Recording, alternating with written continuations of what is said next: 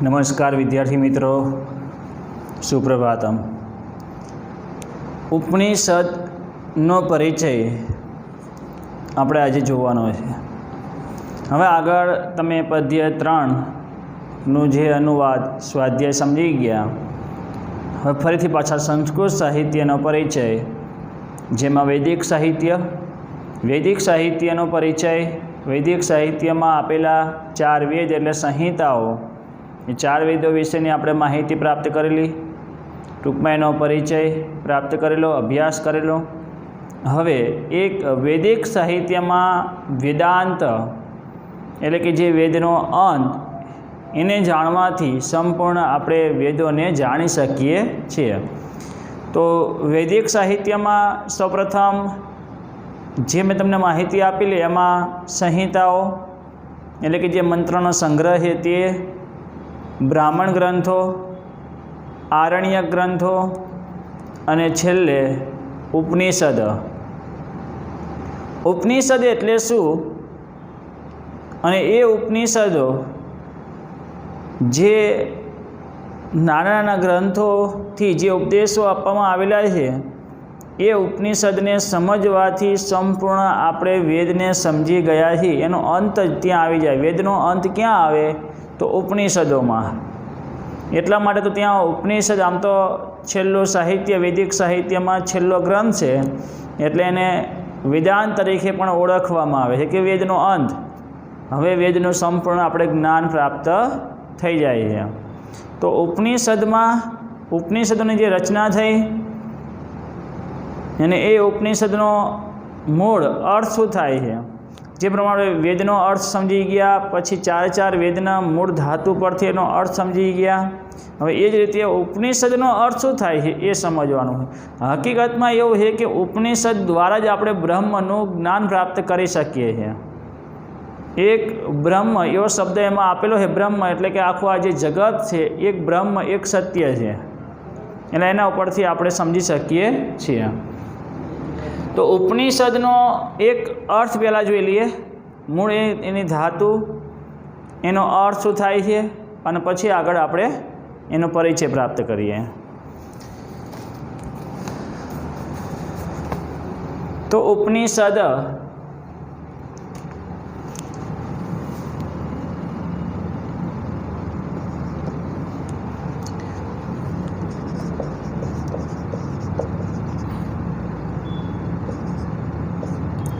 ઉપનિષદ એક સ્ત્રીલિંગ શબ્દ છે।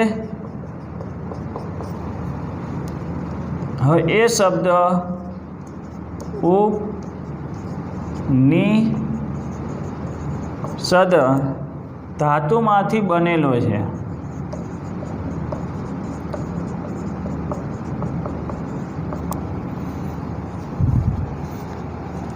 હવે આખો અર્થ એવો થાય છે, તમે સમજો કે ઉપનિષદ એટલે એક સ્ત્રીલિંગ શબ્દ, એટલે ઉપનિષદ એ શબ્દ પરથી બનેલો છે, અને એ એની મૂળ ધાતુ કઈ છે? ઉપનિષદ। ઉપ એટલે કે નજીક, પાસે, નજીક અથવા પાસે। ની એટલે કે નિષ્ઠાપૂર્વક, સદ એટલે બેસવું। તો ગુરુની પાસે નિષ્ઠાપૂર્વક સદ એટલે બેસવું, એવો એનો અર્થ થાય છે। હવે અહીંયા આપણે સમજીએ કે જે ઉપનિષદનો મૂળ અર્થ છે કે જ્યાં ગુરુની પાસે શિષ્ય અભ્યાસ માટે, સ્વાધ્યાય માટે નિષ્ઠાપૂર્વક ત્યાં બેસીને અભ્યાસ કરે છે। પ્રાચીન સમયમાં આશ્રમોમાં વિદ્યા આપવામાં આવતી હતી। શિષ્યો ગુરુની પાસે આશ્રમમાં જઈને, ગુરુકુળ જે પ્રણાલી હતી, એટલે ત્યાં એ વિદ્યાર્થીઓ ગુરુની પાસે રહીને એમની પાસે ત્યાં આ વેદોનો અભ્યાસ કરતા હતા। એટલે શિષ્યોને જે બ્રહ્મ જ્ઞાન પ્રાપ્ત કરવા માટેના જે પ્રશ્નો ઊભા થતા, તો સામે ગુરુ એ પ્રશ્નોને એને જવાબ આપતા। એટલે આમાં માત્ર ઉપનિષદમાં ગુરુ અને શિષ્ય વચ્ચે જે પણ સંવાદ થયો છે, જે વાર્તાલાપ થયો કે વેદો વિશેનું જે જ્ઞાન છે એને સમજવા માટે જે પ્રશ્નોત્તરી થઈ છે, પ્રશ્ન અને ઉત્તર જે થયેલા છે, એ જ ઉપનિષદ છે। ગુરુની પાસે નિષ્ઠાપૂર્વક બેસવું, આ જ એનો મૂળ એક અર્થ થાય છે। આગળ જોઈએ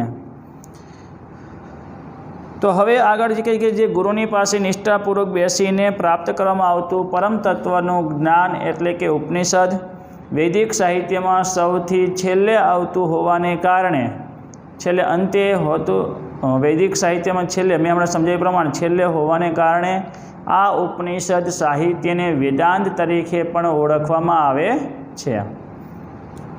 ઉપનિષદોનું ચિંતન મુખ્યત્વે જીવ જગત અને જગદીશ ઈશ્વરને આવરી લે છે. એટલે આ 3 શબ્દો મહત્ત્વના છે. ઉપનિષદોનું જે પણ ચિંતન થયું છે એમાં જીવ, જગત અને ઈશ્વર,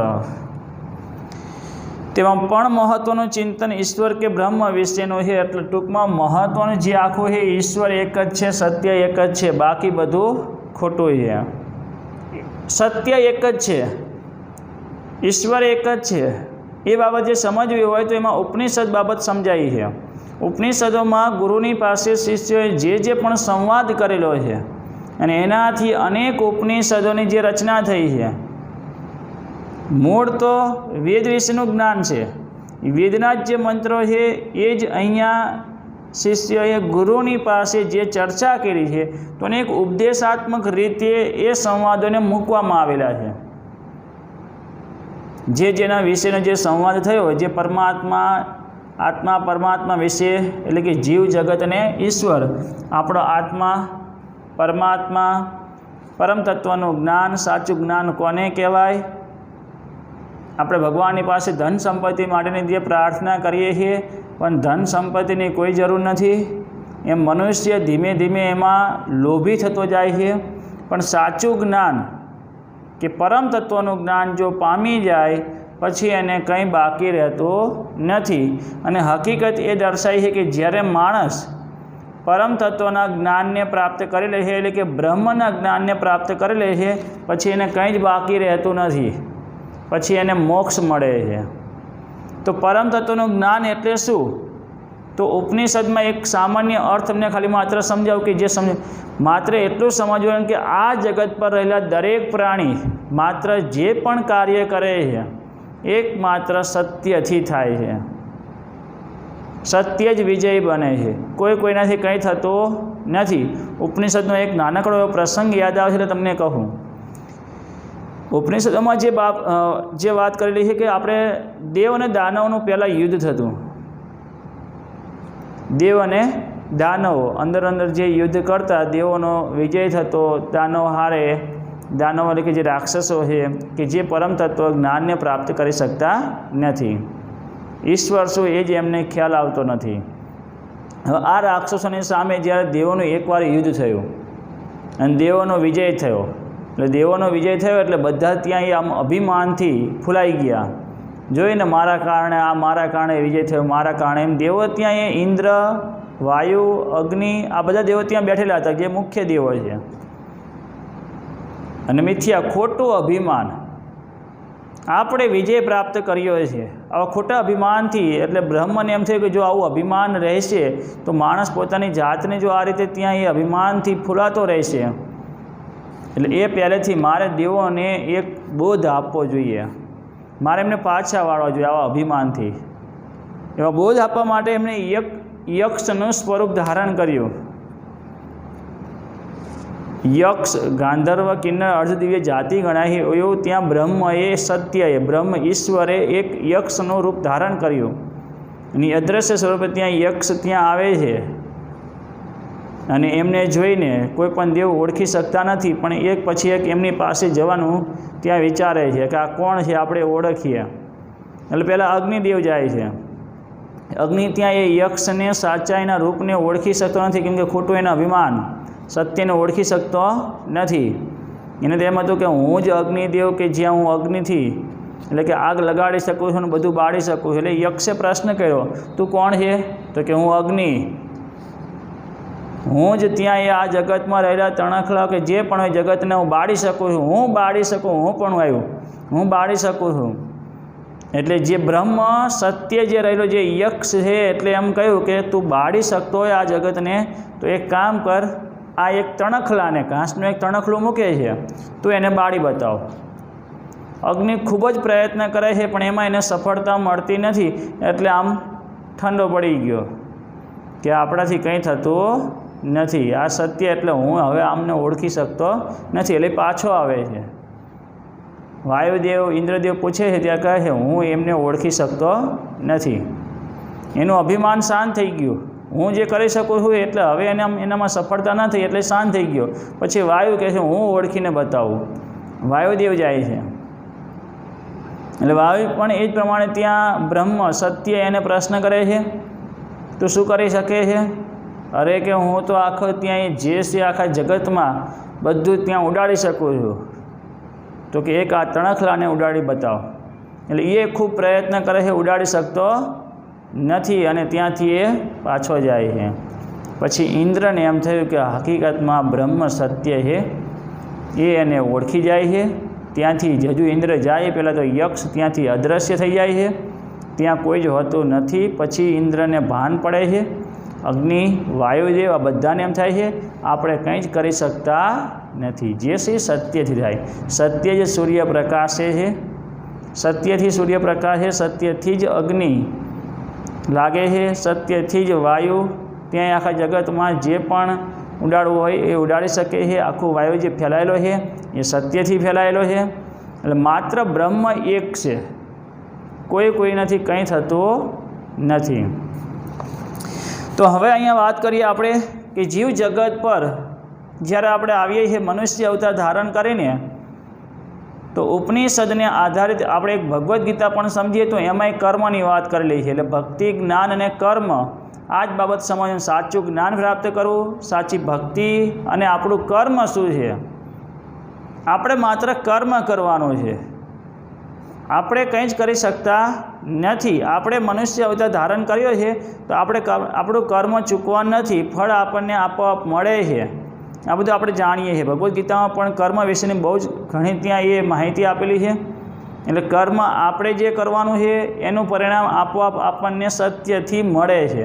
એટલે સત્યના માર્ગે હંમેશા કામ કરવું જોઈએ. આ જ ચર્ચા એક સત્ય, એક બ્રહ્મ જ્ઞાન, પરમ તત્વનું જ્ઞાન પ્રાપ્ત કરવા માટે જે શિષ્ય ગુરુની પાસે નિષ્ઠાપૂર્વક બેસે છે એ જ ઉપનિષદ. તો ઉપનિષદોનું જે ચિંતન મુખ્યત્વે જીવ જગતને ઈશ્વરને આવરી લે છે, તેમાં પણ મહત્ત્વનું ચિંતન ઈશ્વર કે બ્રહ્મનું છે. આથી ઉપનિષદોને બ્રહ્મ વિદ્યા કહે છે. ઉપનિષદનો અર્થ એની મૂળ ધાતુ, ઉપનિષદને વેદાંત એટલે કે છેલ્લે આવતો હોવાને કારણે વેદાંત કહેવાય છે. જીવ જગતને ઈશ્વર મહત્ત્વનું, એમાં જે ઈશ્વરની જે ચર્ચા છે એટલે બ્રહ્મ વિશેનું જે ચિંતન થયેલું છે, માટે ઉપનિષદને બ્રહ્મ વિદ્યા પણ કહે છે. હવે આગળ વાત કરીએ. ઉપનિષદોની સંખ્યા 200થી પણ વધારે છે. એમાં 108 ઉપનિષદોને સારભૂત ઉપનિષદો માનવામાં આવે છે.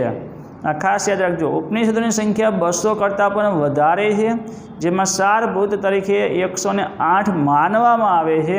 જ્યારે અત્યારે આ સારભૂત ઉપનિષદોમાં પણ મહત્ત્વના અને અતિ મહત્ત્વના, અતિ પ્રસિદ્ધ ઉપનિષદો તો માત્ર 10 જ છે, જે નીચે પ્રમાણે આપેલા છે. હવે એમાં 10 ઉપનિષદોના જે આ રીતના નામ આપેલા છે: ઈશાવાસ્ય ઉપનિષદ,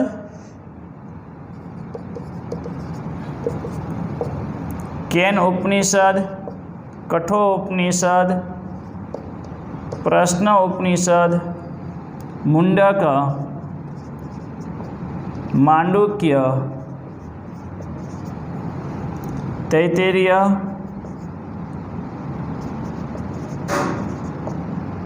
ઐતરેય,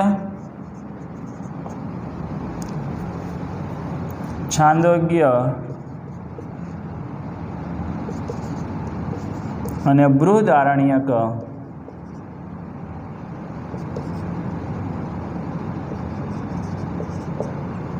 આ 10 ઉપનિષદો મુખ્ય ઉપનિષદો છે. આ 10 ઉપનિષદો મુખ્ય છે. આ ખાસ પ્રશ્નો માટે તમારે ધ્યાન રાખવાનું છે. ઉપનિષદોની કુલ સંખ્યા 200 કરતાં પણ વધારે છે, જેમાં સારભૂત થયેલા ઉપનિષદો 108 છે.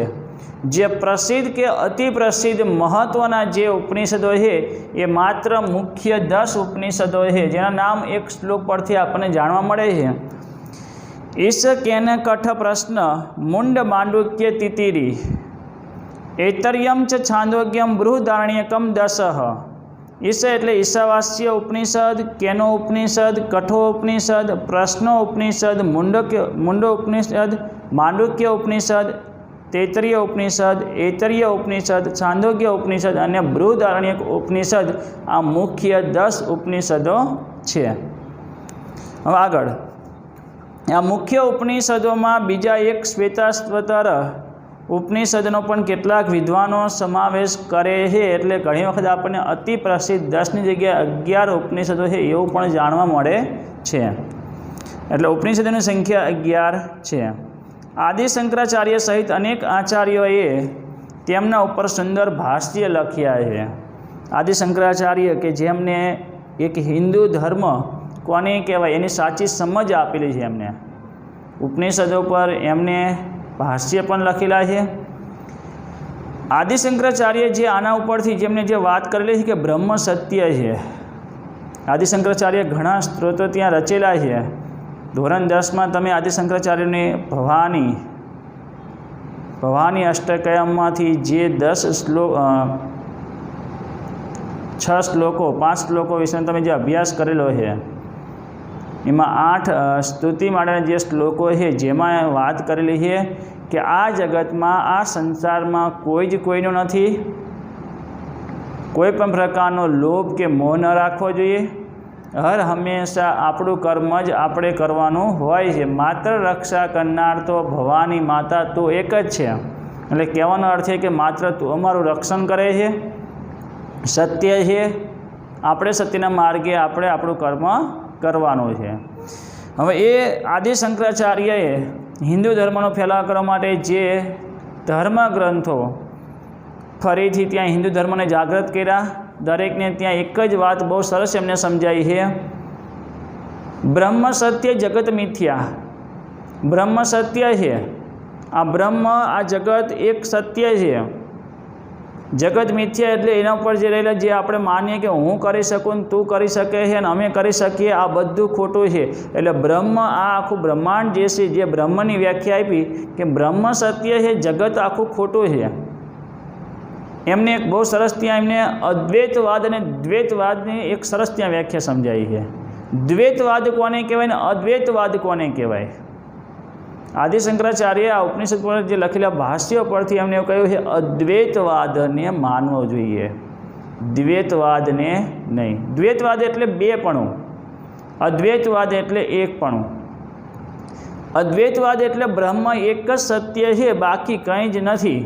અને દ્વૈતવાદમાં માનવાવાળા માણસો આપણે દુઃખી થઈએ છીએ. આપણે જગત ઉપર જોઈએ દરેક જીવ માત્ર દ્વૈતવાદને વધારે માને છે એટલે દુઃખી છે. દ્વૈતવાદને એટલે હું કરી શકું છું, આ સંતાનોને મોટા કરીને આ બંગલો મેં આપેલા ધન સંપત્તિ મેં ભેગી કરેલી છે, આ અમારું છે, આ તમારું છે, આ હું કરી શકું, આ તું જે તે કરેલું છે આ તારું છે, મારું છે, આ તારું મારું અમારું તમારું, જે બે ભાગ કરેલા છે આપણે. એ દ્વૈતવાદમાં આપણે માનવું જોઈએ નહીં. અદ્વૈતવાદ માત્ર આપણે બધા એક જ છીએ. વસુદેવ કુટુંબકમ, આખી પૃથ્વી આપણો પરિવાર છે. બ્રહ્મ એક સત્ય છે, જગત આખું ખોટું છે, કોઈ કોઈનાથી કંઈ થતું નથી. એ એના સમય પ્રમાણે જન્મ અને મરણ થાય છે, જન્મ થાય છે, મરણ થાય છે. માત્ર એને સારા કર્મ સત્યના માર્ગે રહીને કરવાના હોય છે. તો આદિ શંકરાચાર્ય આ રીતે ત્યાં સરસ ઉપનિષદો પરથી આધાર ઉપદેશાત્મક રીતે એમને પણ સરસ ત્યાં ભાષ્ય લખેલું છે. આ મુખ્ય ઉપનિષદોમાં આગળ અતિ પ્રાચીન ગણાતા ઉપનિષદોનો એક સમય ખાસ નોંધ લેજો. અતિ પ્રાચીન ગણાતા પ્રશ્ન માટે પૂછાય કે એનો સમય, એનો રચનાકાળ.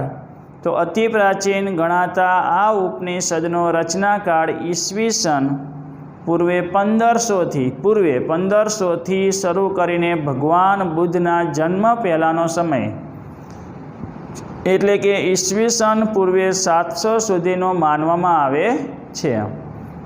હવે આગળ આપણે ઉપનિષદોમાં જે ગુરુ શિષ્ય વચ્ચે જેની વચ્ચે જે સંવાદ થયેલા છે, અમુક ત્યાં એ સંવાદ સૂક્તો સંવાદના માધ્યમથી ઉપનિષદોમાં જે ઉપદેશ આપવાના હેતુથી જે સંવાદો રચાયેલા છે, અને આ રીતના અનેક ઉપનિષદો જે 200 કરતાં પણ વધારે છે, સારભૂત થયેલા 108 છે, 11 ઉપનિષદો હાજર છે.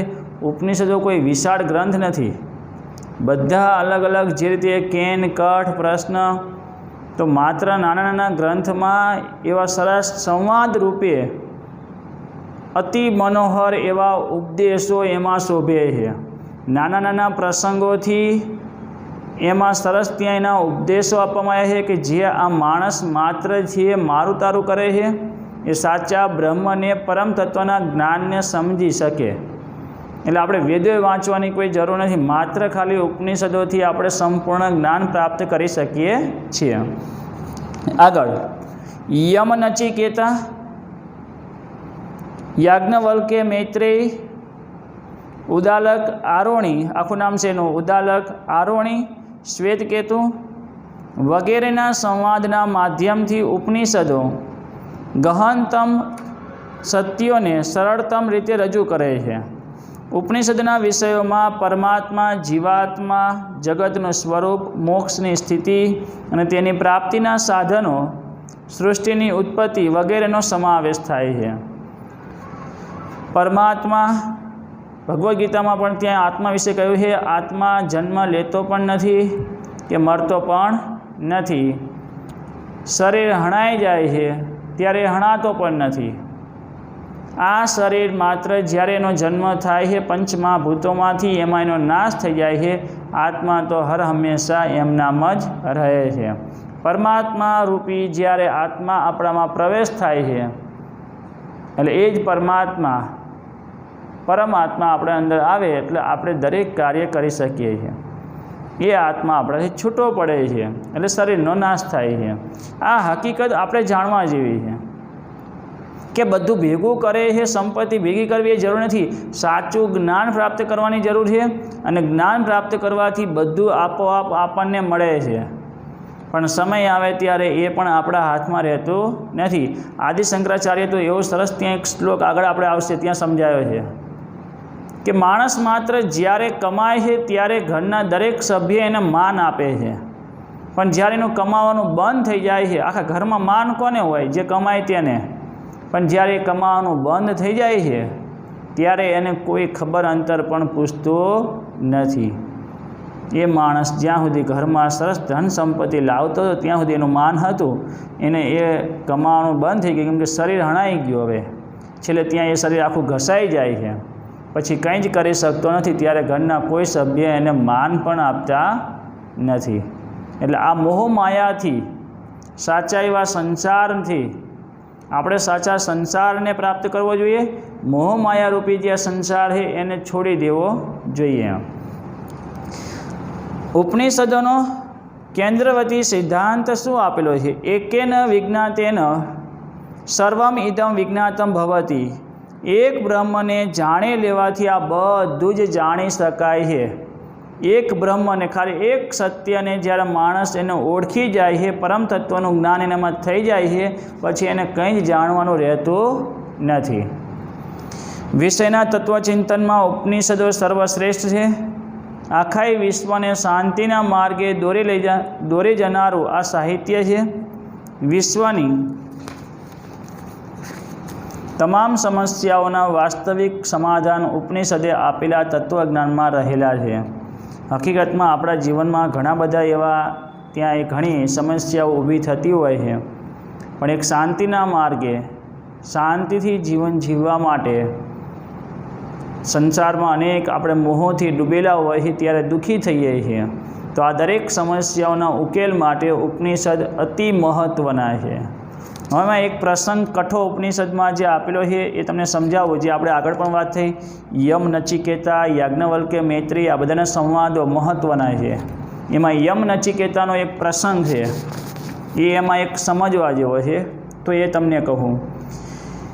હવે આ કઠો ઉપનિષદ જે છે એ ખાલી માત્ર એક ઉદાહરણ તરીકે અહીંયા સમજાવ્યું કે કઠો ઉપનિષદ કૃષ્ણ યજુર્વેદની કઠ શાખાનો જ સમાવેશ છે. એટલે ટૂંકમાં વેદોની જે શાખાઓ છે જે શાખાનો જે બ્રાહ્મણો જેનો પ્રચાર કરેલો છે બસ એ જ પ્રચાર, એ જ ઉપનિષદ છે. પણ ઉપનિષદમાં એક નાના નાના એવા પ્રસંગોથી ઉપદેશ આપવાના હેતુથી ગુરુ શિષ્ય વચ્ચે જે સંવાદ થયો એને એક સારા ઉપદેશને કારણે આ રીતના ઉપનિષદોની રચના થઈ છે. હવે આમાં એક નચિકેત અને યમરાજના સંવાદ દ્વારા યમરાજ એટલે કે જે ધર્મદેવ, યમરાજ માત્ર ત્યાં પૃથ્વી પરથી જીવને લઈ જાય છે, દેહનો નાશ થાય પછી ત્યાંને લઈ જાય છે, ફરીથી પાછો એનો જન્મ થાય છે, ફરીથી એનું મૃત્યુ થાય છે. એટલે આ યમરાજના દ્વાર પર કોણ માત્ર જાય? જેને મૃત્યુ સ્વીકારવું હોય એ જાય. તો એક અહીંયા એવો સરસ તેનો ઉલ્લેખ જે થયેલો છે સંવાદનો, કે બ્રહ્મ વિદ્યાનો ઉપદેશ આ ઉપનિષદનું વિષય વસ્તુ છે. તો એનો એક પ્રસંગ છે. એકવાર નચિકેતા, હજુ તો બાળક છે નાનું, એ નચિકેતા ઉદાલક ઋષિનો પુત્ર છે. ઉદાલક આરોણી, આપણે આગળ નામ આવ્યું હતું. ઉદાલક આરોણીના 2 પુત્ર, શ્વેતકેતુ અને એક નચિકેતા. હવે એ ઉદાલક ઋષિ એકવાર એવો વિચારે છે કે મારી આ ગાયો જે છે એ દાનમાં આપવી છે.